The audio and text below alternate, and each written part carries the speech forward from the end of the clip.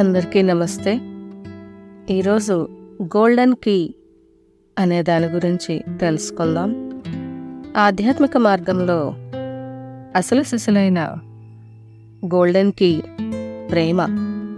మీ యొక్క పరిణామాన్ని యాక్సిలరేట్ చేయడానికి ఉపయోగపడే గోల్డెన్ కీ ఏమిటంటే, ప్రస్తుతం ఉన్న 100% ఆధ్యాత్మిక శక్తులలో ఒక అద్భుతమైన జీవిత శైలిలో నివసించడమే.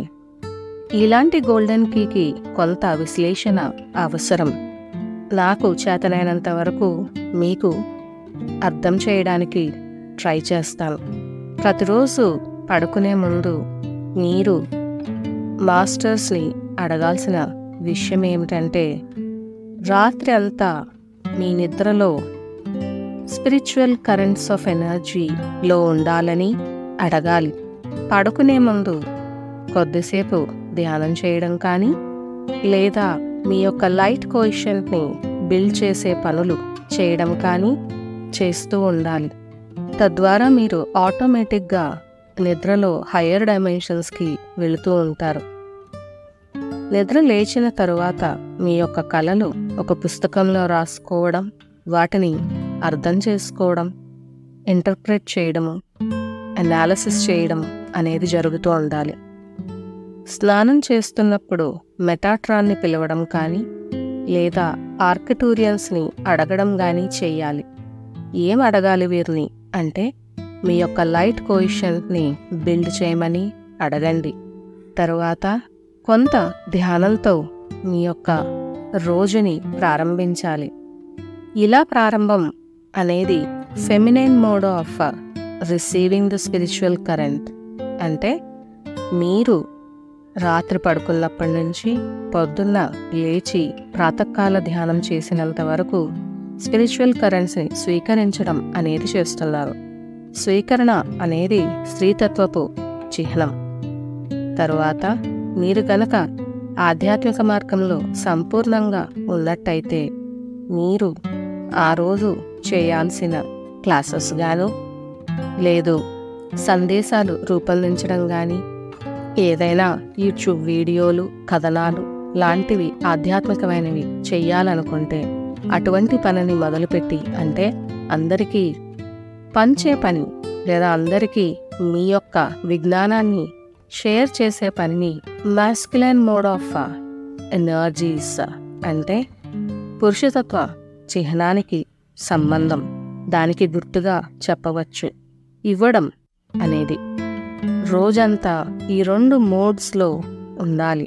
అంటే either feminine mode of receiving spiritual energies, లేదు masculine mode of giving the spiritual energies. Masculine మోడ్లో ఉండడం అంటే మీ యొక్క ఆధ్యాత్మిక విజ్ఞానాన్ని పంచడం.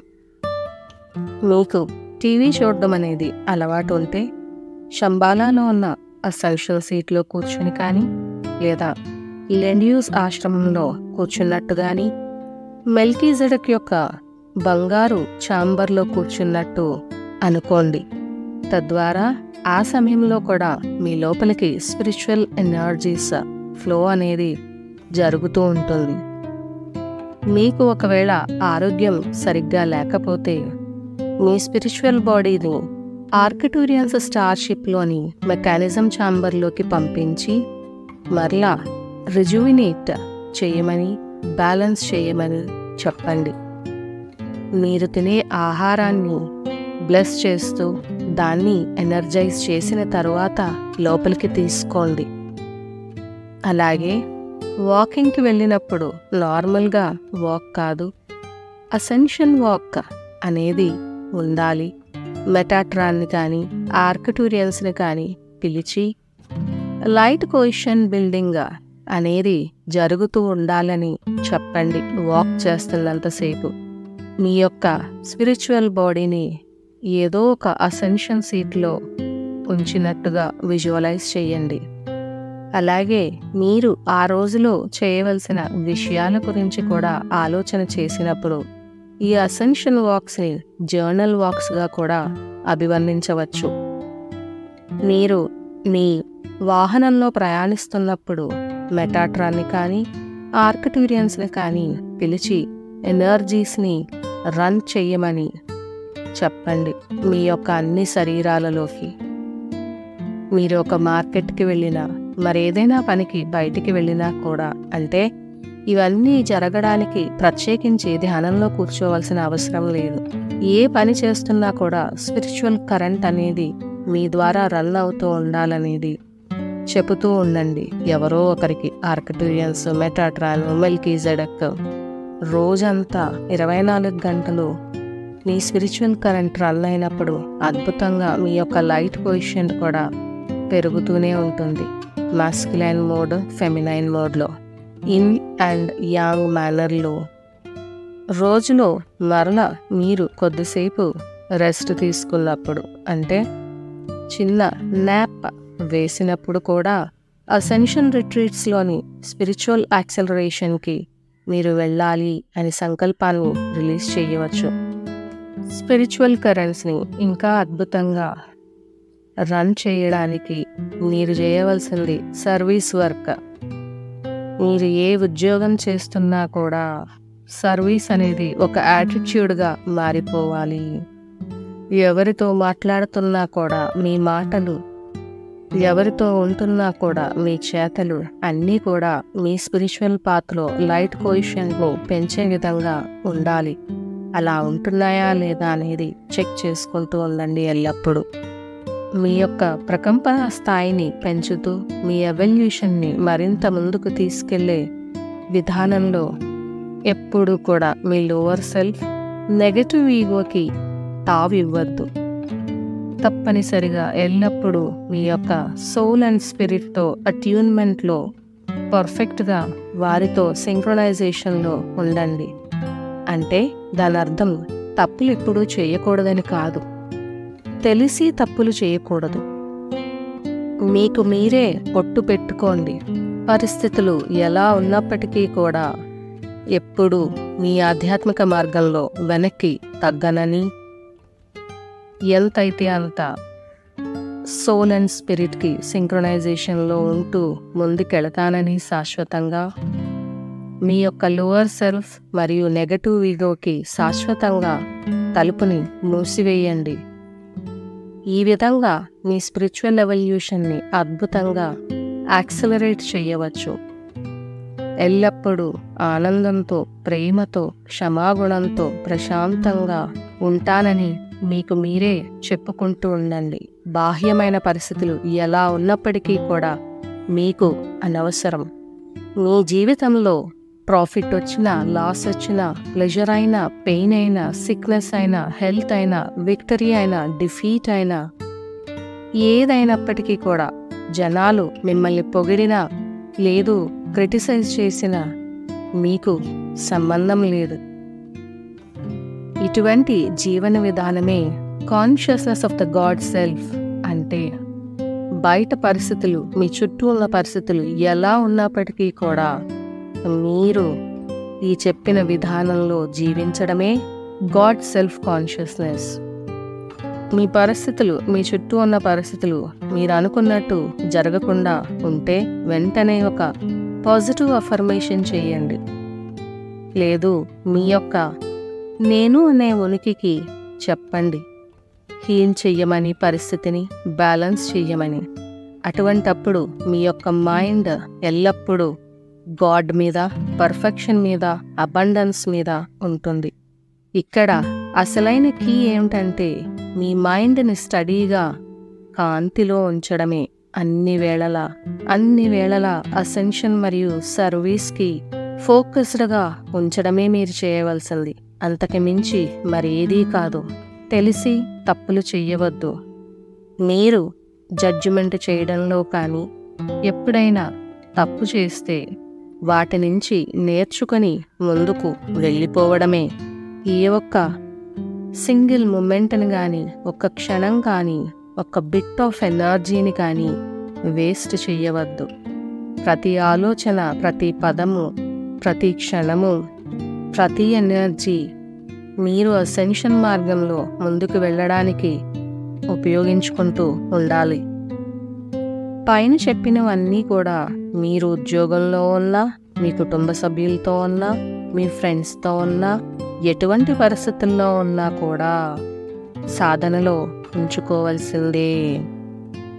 మీ యొక్క ఈ ఆధ్యాత్మిక మార్గంలో మీ ఉద్యోగం కానీ, మీ పార్ట్నర్ కానీ, మీ పిల్లలు కానీ, మీ ఫ్యామిలీ మెంబర్స్ కానీ, మీ ఫ్రెండ్స్ కానీ వేరు కాదు. వారు కూడా మీ ఆధ్యాత్మిక మార్గంలో భాగమే. మీ యొక్క ప్రతి మాటని, ఆలోచనని, అన్ని విధానాలని మీ యొక్క సోల్ మరియు స్పిరిట్తో అలైన్మెంట్లో ఉంచుతూ ఫ్రీక్వెన్సీ మరియు వైబ్రేషన్ని పెంచడానికి ఉపయోగించండి. Never give up even for an instant. ఈ జన్మ అనేది చాలా విలువైనది. ఇంతకన్నా అద్భుతమైన అవకాశం మీకు లేదు అసెండ్ అవ్వడానికి. ఇవన్నీ నేర్చుకొని ఈ ఎర్త్ అనే స్కూల్ నుంచి గ్రాడ్యుయేట్ అయినప్పుడు పునరపి జననం అనే చక్రాన్ని మీరు బ్రేక్ చేసుకొని హయ్యర్ యూనివర్సిటీకి మూవ్ అయిపోతారు. ఇక్కడున్న భౌతిక పదార్థాలతో ఎక్కువగా మిమ్మల్ని ఐడెంటిఫై చేసుకోవద్దు. అశాశ్వతమైన వాటిలో ఇన్వెస్ట్మెంట్ అనేది మానేయండి. ఇటువంటి అసెన్షన్ థింకింగ్నే చాయిస్లెస్ అవేర్నెస్ అంటారు. అంటే ఒక పిల్లవాడిగా, ఒక అడాలసెంట్గా, ఒక పెద్దవారిగా ఉన్నప్పుడు మీకు ఫ్రీ చాయిస్ ఉంటుంది అని చెప్పబడింది. మీ ఆధ్యాత్మిక మార్గంలో మీరు ముందుకు వెళుతున్నప్పుడు, మీరు హయ్యర్ డిగ్రీ ఇనిషియేట్గా మారుతున్నప్పుడు, బియాండ్ అసెన్షన్ విజ్ఞానాన్ని అందుకుంటున్నప్పుడు ఒక ఫ్రీ చాయిస్ అనేది మీకు లేదు. అంటే మీరు నెగటివ్ ఈగోని, విభేదాల్ని, భయాన్ని, భగవత్తత్వానికి విభిన్నమైన దాన్ని ఎంచుకుంటాను అనే చాయిస్ మీ జీవితంలో లేదు. దీన్నే చాయిస్లెస్ అవేర్నెస్ అంటే. ఇటువంటి అవేర్నెస్ మీకున్నప్పుడు మీకు వాటన్నిటినీ ఎంచుకునే చాయిస్ లేదనేది అర్థమవుతుంది. మీరెంచుకునేది ఓన్లీ గాడ్. మీకు తెలిసే మీరెప్పుడో ఎంచుకోవడం జరిగింది. మీరు చాయిస్లెస్ అవేర్నెస్లోకి మూవ్ అయిపోయారు. ఇటువంటి చైతన్యపు స్థితిలో ఎల్లప్పుడూ ఉంటూ మీ జీవితాన్ని సులభతరం చేసుకోండి. కాన్ఫ్లిక్ట్స్, యుద్ధాలు అక్కర్లేదు. యుద్ధం ఎవరితో? మీ యొక్క లోవర్ సెల్ఫ్ మరియు హయ్యర్ సెల్ఫ్ మధ్యన యుద్ధం అనేది అవసరం లేదు. చాయిస్ అనేది మీకు లేనే లేదు. ఎందుకంటే మీ యొక్క లోవర్ సెల్ఫ్కి మీరు డోర్ మూసేసి తాళం పెట్టేశారు. ఆ తాళాన్ని మరెక్కడో విసిరేశారు. మరి విసిరేసినప్పుడు మీ జీవితపు కథలోకి లోవర్ సెల్ఫ్ రాదుగా, హయ్యర్ సెల్ఫ్ మాత్రమే ఉంటుంది. మీకు ఎంతలా లిబరేషన్ మరియు అసెన్షన్ కావాలి అంటే, పరమహంస యోగానంద చెప్పినట్టు నీటిలో మునిగిపోతున్న వ్యక్తికి ఎంతలా అయితే ప్రాణవాయువు కావాలో అంతలా భగవంతుడు కావాలి అనిపించాలట. అంతలా మీరు భగవంతుని కోరుకున్నప్పుడు మాత్రమే చాయిస్లెస్ అవేర్నెస్లోకి మీరు తీసుకుని వెళ్ళబడతారు. మీకున్న ఒకే ఒక చాయిస్ భగవంతుడు మాత్రమే. ఇంకా మిగిలినవి ఏవీ లేవు. అంటే ఆ భగవత్తత్వంలో ఉన్నప్పుడు మీకు మీ చుట్టూ జరుగుతున్నవి అన్నీ కూడా గాడ్ కనెక్టెడ్ అనేది అర్థమవుతుంది. మీ ఆధ్యాత్మిక పరిణామాన్ని మరింతగా యాక్సలరేట్ చెయ్యాలంటే స్పిరిచువల్ కరెన్సీని ఇన్ లేదా యాంగ్ మెథడ్లో, అంటే ఫెమినైన్ లేదా మాస్క్యులైన్ మెథడ్లో మీ ద్వారా చాయిస్లెస్ అవేర్నెస్ ద్వారా రన్ అవుతూనే ఉండాలి.